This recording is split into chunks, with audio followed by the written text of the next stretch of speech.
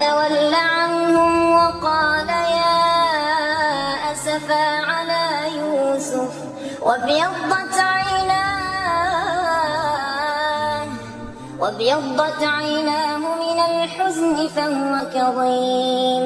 قالوا تالله تفتأ تذكر يوسف حتى تكون حرضا أو تكون من الهالكين.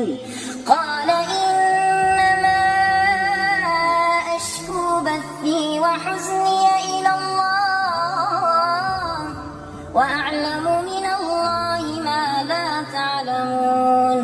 يا بني اذهبوا فتحسسوا من يوسف وأخيه ولا تيأسوا من روح الله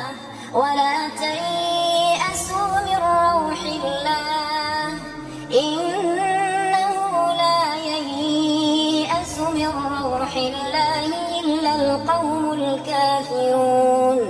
فلما دخلوا عليه قالوا يا أيها العزيز مسنا وأهلنا الضر وجئنا ببضاعة مزجاة فأوف لنا الكيل وتصدق علينا إن الله يجزي المتصدقين.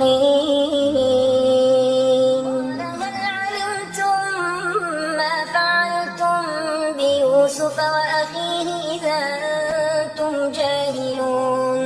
قالوا أئنك لأنت يوسف؟ قال أنا يوسف وهذا أخي قد من الله علينا إنه من يتق ويصبر فإن الله لا يضيع أجر المحسنين.